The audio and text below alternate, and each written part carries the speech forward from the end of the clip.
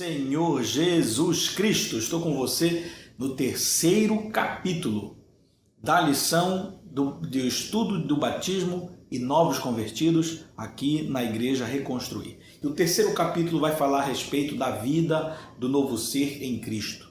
Segundo aos Coríntios, capítulo 5, no versículo 17, o apóstolo Paulo vai dizer que aquele que está em Cristo, nova criatura é, as coisas velhas já passaram e eis que tudo então se faz novo. E esse viver em Cristo, ele é caracterizado pela presença do Espírito Santo. É o Espírito Santo de Deus que faz com que o crente ele comece então a ser transformado. Características do Espírito Santo vão moldando o caráter daquele que aceitou ao Senhor como Jesus Cristo, e o Espírito Santo vai fazendo com que este novo convertido cumpra a palavra do Senhor. O certo é que uma vida com Cristo é uma vida nova, é uma vida de andar em santidade e novidade de vida. O apóstolo Pedro falou na sua primeira carta, no capítulo 1, no versículo 15, tomando o livro da lei do Senhor, ele diz assim: como é santo aquele que vos chamou, sede vós também santos em toda a vossa maneira de viver. Em toda a maneira de viver, o Senhor Deus quer que a gente ande em santidade. E a palavra também em Efésios capítulo 4, no versículo de número 25, a palavra vai dizer: deixai a mentira a cada um de vocês e falai a verdade com o seu próximo. Esse é o viver novo. É um viver que toda a nossa maneira de viver deve ser moldada pelo princípio da palavra do Senhor, e é um viver que a gente passa a deixar muitas coisas. Deixai a mentira, disse aqui o texto, mas é deixar a velha criatura, é deixar muitas práticas, é deixar pensamentos, é deixar comportamentos palavreados, é deixar trejeitos, andares, até vestimentas. É deixar muitas coisas. Não que isso seja obrigatório para que aparente para a igreja que você é um novo convertido ou que você se converteu de fato. Não, é o Espírito, pouco a pouco, molda nossa vida, prepara-nos para este viver santo e sagrado. Também diz assim a palavra do Senhor em Efésios capítulo 5, no versículo de número 5 diz: porque bem sabeis isto, que nenhum fornicador, ou impuro, ou avarento, o qual é idólatra, tem herança no reino de Cristo e de Deus. Quer dizer, ninguém que seja fornicador, ou impuro, ou avarento, quer dizer, nenhuma dessas pessoas que ainda continuam nas velhas práticas dos seus erros e dos seus pecados, nenhuma dessas pessoas que ainda estão entregues aos seus apetites carnais tem parte no reino de Deus. Porque o viver novo é um viver que deve ser feito em santidade, em toda maneira de viver, e deve ser deixando as velhas práticas. A Bíblia, ela tem orientação segura para que você conduza a sua vida nos passos que agrada ao Senhor.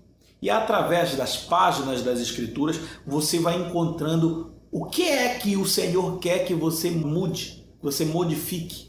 O que é que você deixa, o que é que você deve passar a fazer. Essa nova vida no Senhor, com certeza, ela vai iniciar com conflitos. Os conflitos na nova vida, eles são inevitáveis. E essa nova vida em Cristo, ela não é feita só com os bons momentos. É uma vida que a gente passa por conflitos, por problemas. E o Senhor, ele não nos enganou quanto a isso. Ele foi bem claro nesse assunto. Esses conflitos, eles vão decorrer pelo fato de que o mundo, que está dominado pelo poder das trevas, ele não quer perder você. O mundo, ele não quer, ele não aceita, ele não vai aceitar, assim, pacificamente, que você mudou o seu comportamento, que você não faz mais parte dele, que ele não lhe domina mais seus passos, seu coração. Não, então o mundo vai usar com toda a sua arma, com toda a sua força, vai usar com toda a sua estratégia exatamente para ganhar você de volta, para fazer você desistir do caminho do Senhor. E esse viver novo, então, nesse novo cristão, ele tem que esperar violenta oposição das trevas.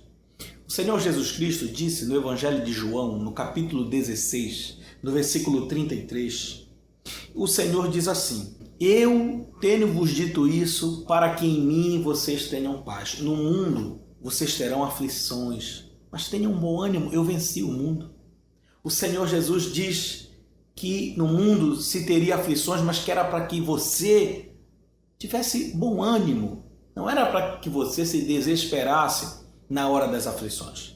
Não era para que você desistisse do caminho na hora das aflições. Não era para que você questionasse a bondade de Deus na hora das aflições, nem que você duvidasse do cuidado que o Senhor tem sobre a sua vida, mas que você tivesse bom ânimo, porque Ele venceu o mundo, o Senhor Jesus venceu o mundo. Ele está nos dando uma garantia de vitória, que Ele conhece o caminho da vitória, Ele sabe o meio pelo qual se vence, que você não se preocupe quanto a isso, que de enfrentar o mundo e vencer, Ele entende muito bem e quer conduzir sua vida para que você também vença no nome do Senhor. Essa oposição que vem sobre a vida das pessoas, ela ocorre por parte do mundo ímpio, porque o mundo ímpio, então, pode ser que zombe de você. Você pode sofrer zombaria de pessoas próximas, porque agora você entregou sua vida para o Senhor. Você pode ter algum tipo de privações financeiras por conta da sua fé. De repente você recebia valores indevidos, corruptos, dinheiro com o qual o Senhor não se agrada, e agora então você vai sofrer privações financeiras. Uma mulher que vende o seu corpo para se sustentar a si, muitas vezes aos filhos também, que agora entrega-se ao Senhor como Salvador, ela terá privações financeiras também. Quando Levi, Mateus, o evangelista, ele ficava na cobradoria de impostos, vou chamar assim. E o Senhor o chamou para segui-lo. Ele abandonou todas as coisas, deixou lá todo o lucro, assim como Pedro fez, largando toda a sua pescaria para trás.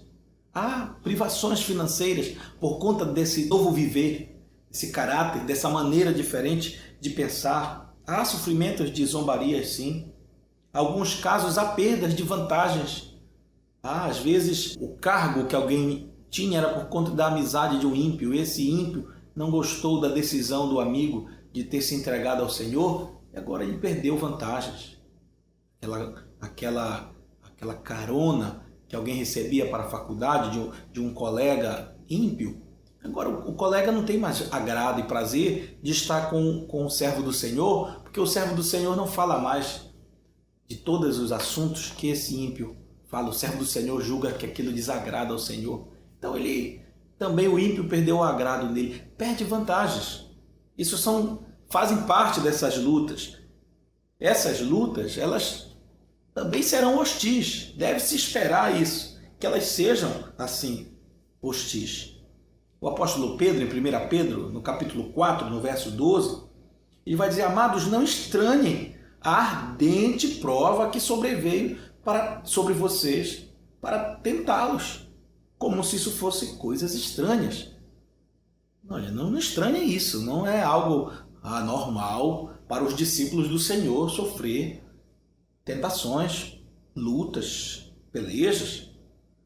Paulo ele escreve para Timóteo assim, em 2 Timóteo 2,3. Ele diz assim: sofre comigo as aflições, como um bom soldado de Jesus Cristo.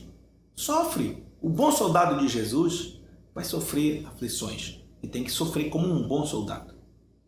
Agora veja, a nossa luta, quando nós sofremos todas essas aflições, não é com ninguém. Não é com um amigo que não nos dá mais a carona. Não é mais com a família que está nos olhando de forma preconceituosa. Nossa luta não é com um parente nenhum.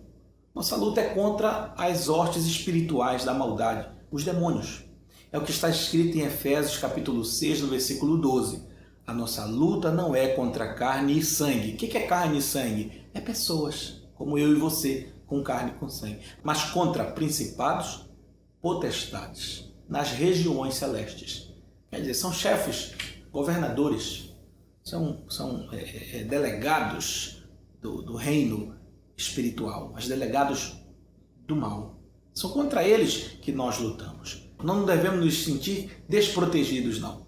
O Senhor Jesus garante uma armadura sobre o seu servo, que lhe protege completamente contra os dardos inflamados desses inimigos. Ele nos ensina que nós devemos estar firmes e inabaláveis diante desta peleja. Agora, Satanás, ele não desiste. Ele não desiste, não se iluda com isso. Que agora ele desistiu de você, que antes ele lhe perturbava, que antes ele lhe procurava, mas agora ele já não lhe quer mais. Não se iluda com isso, não. A nova vida com o Senhor, ela vai envolver uma luta que ela é intensa. As pessoas se enganam muitas vezes. Elas dizem, poxa, eu entreguei minha vida para o Senhor, mas agora parece que as coisas pioraram. Mas a gente compara essa luta do novo convertido, essa primeira luta, essa primeira peleja, com um ninho de cabas, de vespa, de abelha, como você quiser imaginar.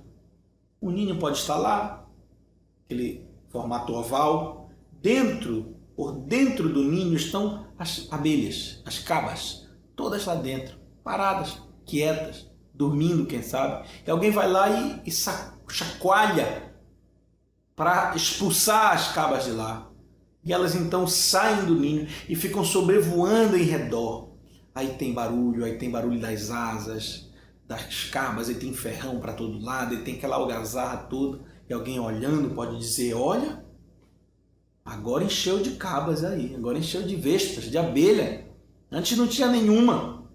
Na verdade, todas estavam lá, todavia estavam quietas. E alguém foi lá para tirá-las, então elas agora começaram a se mexer. E é assim na vida do novo convertido. Não quer dizer que ele não tinha inimigos, não. Quer dizer que todos estavam já dominando aquela vida, quietos como vespas no seu ninho, e agora o Senhor Jesus, através de seus servos, está ali para limpar a vida dessa pessoa, e os espíritos então voam para todo lado, fazem a sua algazarra, o seu barulho, mas confiem no Senhor, que Ele sabe muito bem como limpar as almas e os corações. Então, a nova vida ela vai envolver uma luta que ela é intensa.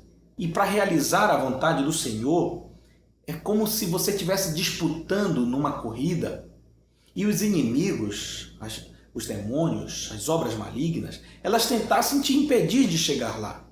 Mas é por isso que o Senhor Jesus Cristo inspira um texto da Bíblia. Claro que ele inspira todos, mas esse aqui é a imagem do Senhor Jesus descrita. Está lá em Hebreus, no capítulo 12, no versículo 1 e no versículo 2. O texto vai dizer, portanto, nós também, pois, que estamos rodeados de uma tão grande nuvem de testemunhas, deixemos todo o embaraço e pecado que tão de perto nos rodeia e corramos com paciência a carreira que nos está proposta. Quer dizer, olha, todas essas testemunhas de Hebreus 11, esses heróis da fé, estão aí.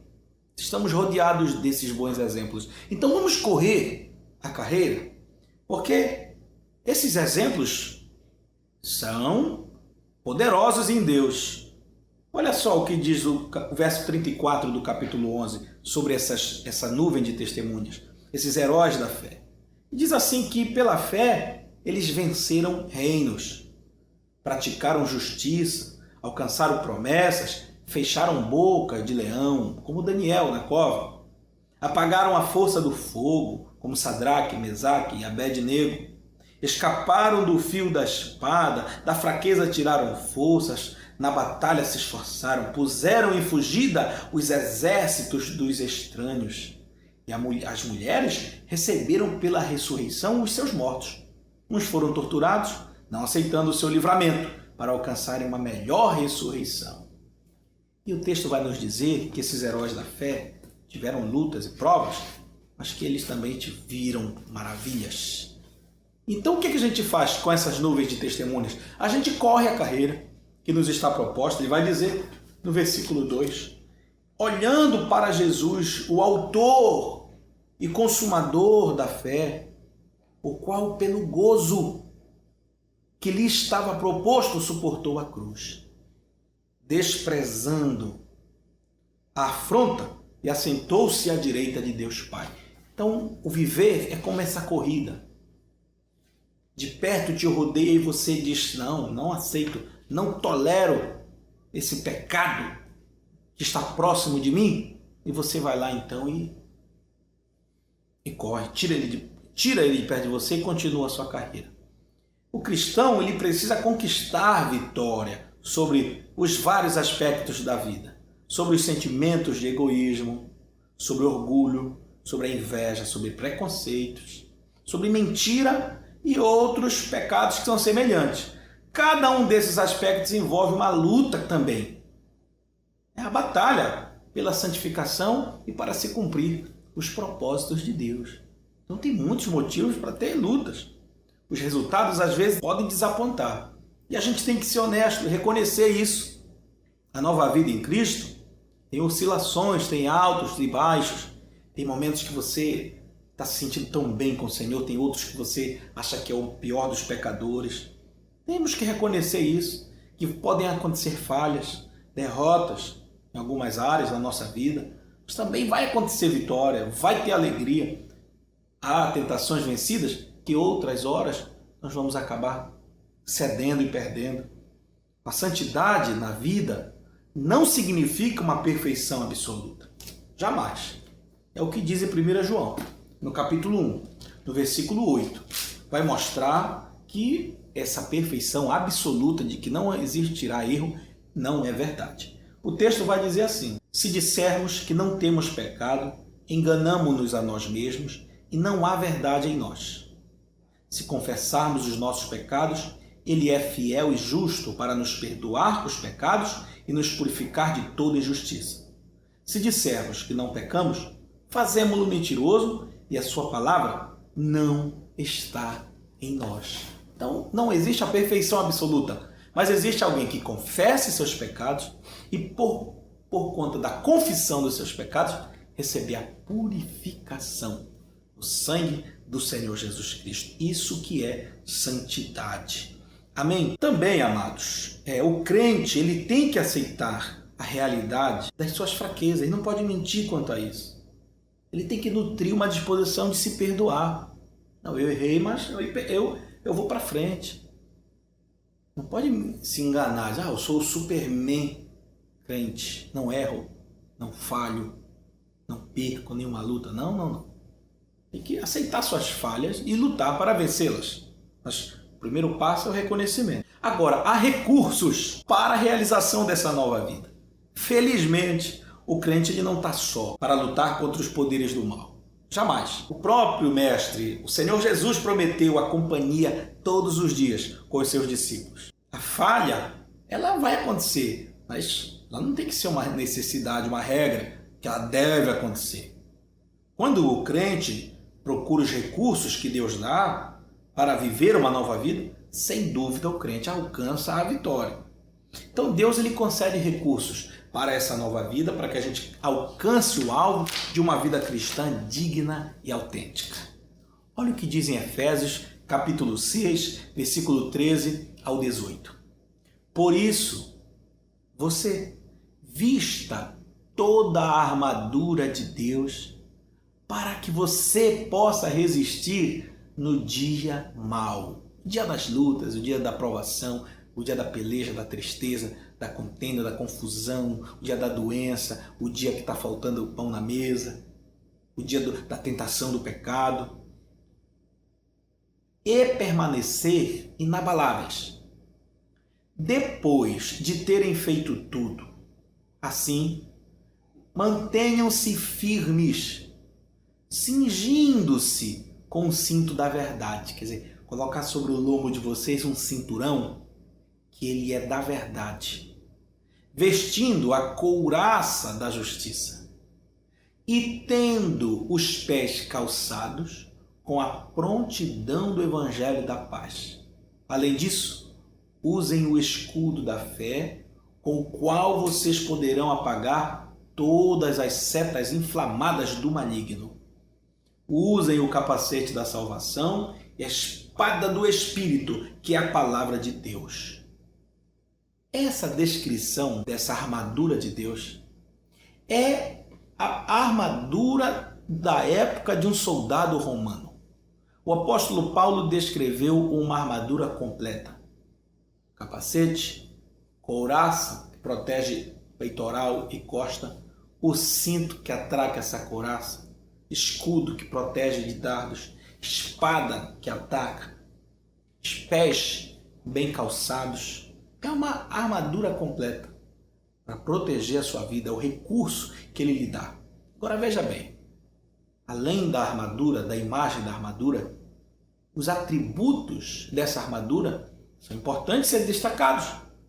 Aqui ele está dizendo que ele vai lhe revestir de salvação, que ele vai revestir você de justiça, que ele vai revestir você de verdade, que ele vai revestir você de fé, que ele vai revestir você com a palavra, que ele vai revestir você com a paz. Colocar sobre a sua vida esses atributos são os recursos para você viver uma nova vida. A nova vida é uma vida de fé, meu irmão. Ter fé implica uma entrega, que ela é incondicional a Deus. É confiar. É você ter a certeza de que Ele, Senhor Deus, controla toda a situação. Mesmo nas horas mais difíceis, quando tudo parecer contrário. Quando não parecer que vai haver vitória. Quando você enxergar o impossível na sua frente. Deve-se ter fé. É o que diz em Hebreus capítulo 11. Ora, a fé, ela é o firme fundamento das coisas que se esperam. E a prova, ou a certeza, das coisas que não se vê. Essa é a fé. É o firme fundamento das coisas que se esperam e a certeza daquilo que não se enxerga. Então, quando você estiver enxergando as dificuldades, você coloca pelos olhos da fé diante de você a solução. E creia nela, creia no Senhor, que Ele vai lhe garantir essa vitória. Essa nova vida, ela também tem sinais. A nova vida, ela é diferente. Algo novo, ele entra na nossa vida quando nós aceitamos a Cristo como Salvador. Os cristãos primitivos, eles demonstravam através desse viver diferente que eles tinham estado com o Senhor Jesus. E esse fato ele deve ser uma realidade na nossa experiência. É por isso que Paulo diz em 2 Coríntios, capítulo 5, versículo 17, que aquele que está em Cristo, nova criatura é. Nova criatura. As coisas velhas passaram na sua vida, meu irmão. Passaram. Não viva uma vida com as velhas práticas. As coisas passam. É o sinal da sua nova vida é essa. Deve haver evidências no comportamento desse crente quanto a essa nova direção. São novos objetivos na sua vida. Se seu objetivo antes era se vingar de alguém, são novos. Esses objetivos não fazem parte da vida cristã, da nova vida, do novo ser. Seu objetivo talvez fosse a moça mais bonita do bairro, da sua rua, mais desejada, mais cobiçada, tivesse mais curtida no seu Instagram, no seu Facebook. Esses objetivos vão ser mudados. Seu objetivo podia ser você ser o mais garanhão, pegar mais garotas. São objetivos da velha criatura. Ter uma mulher em cada município, ficar rico ilicitamente. Esses objetivos mudam. E até aqueles que não parecem ser tão ruins assim, sabe? Às vezes, simplesmente cursar uma faculdade, mudar de cidade, entrar num novo emprego, a gente acaba tendo que recorrer ao Senhor. Senhor, o que tu queres para a minha vida? Quais são os teus objetivos para mim, Senhor? Seja feita a tua vontade, Pai nosso que está nos céus. Muda nossos objetivos. Isso tem que mudar na sua vida também. Muda os teus padrões, são novos padrões. Aquilo que você julgava antes como aquilo que deveria ser alcançado, hoje você já mudou os padrões. No mundo ímpio, o maior ele é servido. Mas na vida cristã, o Senhor Jesus ensinou que o maior é ele que serve ao menor. Os padrões acabam mudando. No mundo ímpio, a ira, os contenciosos, aqueles que estão cheios de vontade, eles conquistam. Mas no Senhor, os mansos, eles herdam a terra. São novos padrões. No padrão do mundo, você tem que pegar de alguém para ter mais. No padrão do Senhor, é dando que se recebe. É amando que se é amado. É perdoando que se é perdoado. É consolando que se é consolado. Os padrões mudam nessa nova vida. O novo senso de valor muda também. O que é correto? O que é o melhor para o teu filho de 18 anos? Que você está dizendo para ele, tem que ser assim, para ser bom para você. Muda o senso dos valores. Espera aí, calma. Tem coisas muito mais importantes pelo meio do caminho, sabe? Vai mudando prioridades. Você vai abrindo mão de um monte de coisas e muda a motivação sua. Muda. Antes era construir sua casa, deixar ela toda completa. Não que você não vá fazer, mas a motivação agora muda. Às vezes é ganhar seu filho para o Senhor, seu esposo, sua mãe. É ganhar alguém para Cristo. E essa natureza ela deve ser expressa em todo o resto da sua vida, em todos os demais comportamentos da sua vida. Essa natureza nova, ela vai ser expressa, vai ser apresentada. Essa nova vida é uma vida controlada pelo Senhor. Cristo deve ser o Senhor dessa sua nova vida. Deve ser a figura central, a quem a gente deve obediência ao nosso Senhor. É o que vai nos ensinar Filipenses, capítulo 2, versículo 5. De sorte que haja em você o mesmo sentimento que houve também em Cristo Jesus.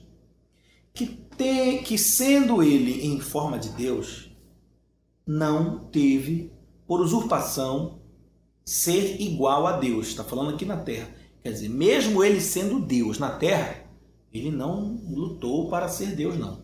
Pelo contrário, aniquilou-se a si mesmo, tomando a forma de servo, fazendo-se semelhante aos homens. E achado na forma de homem, humilhou-se a si mesmo, sendo obediente até a morte, morte de cruz.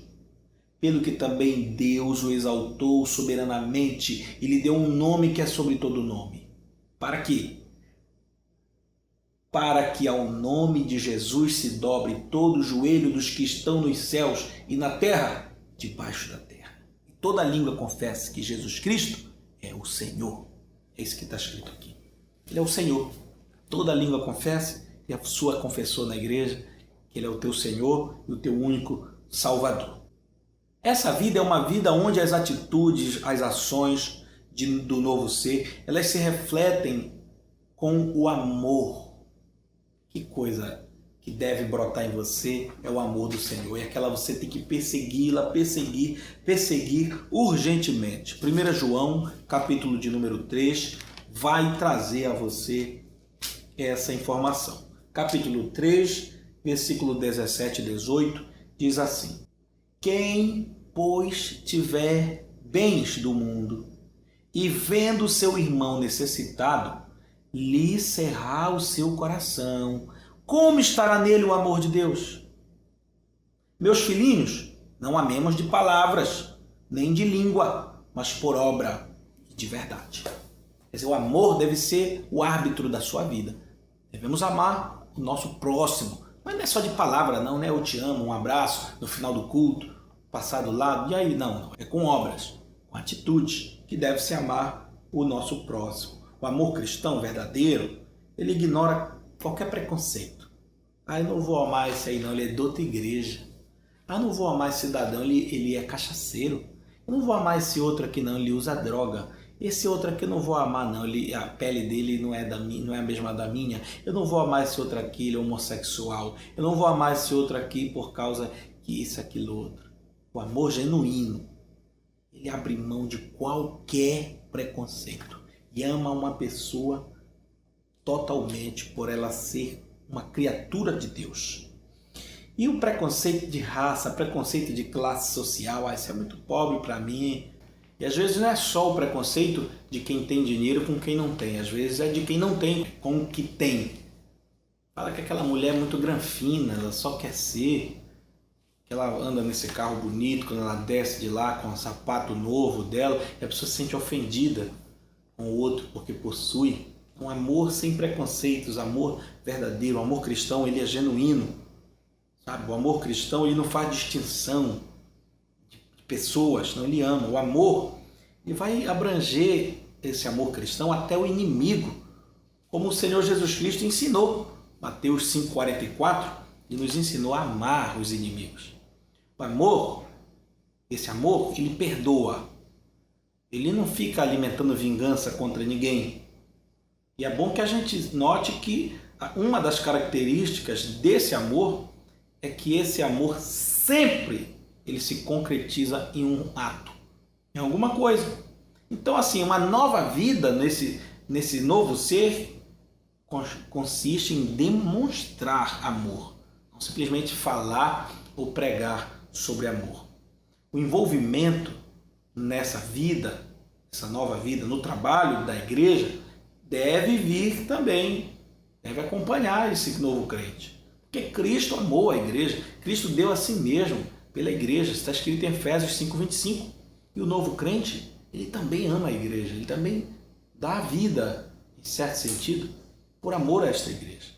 E a preocupação em salvar os perdidos, em participar na obra do reino de Deus, são características das pessoas que elas ressuscitaram com Cristo para uma novidade de vida.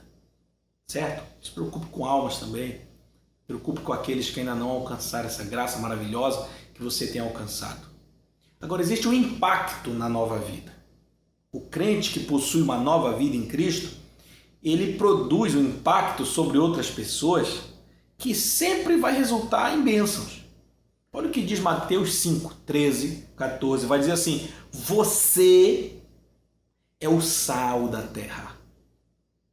Agora, se o sal perder o sabor, com que vai se salgar?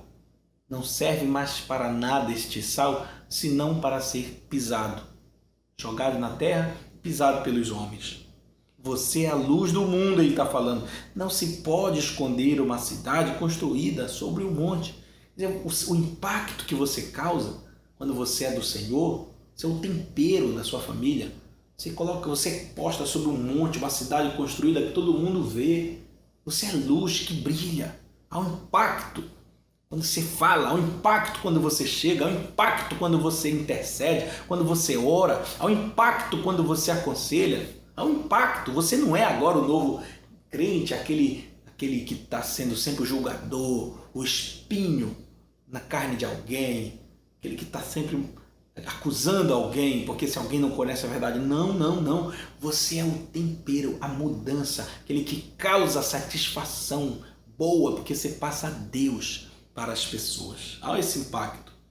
O sal e a luz, eles falam de qualidades que ajudam a preservar, a salvar vidas. O novo ser em Cristo, ele também deve se caracterizar por uma vida que ajuda pessoas.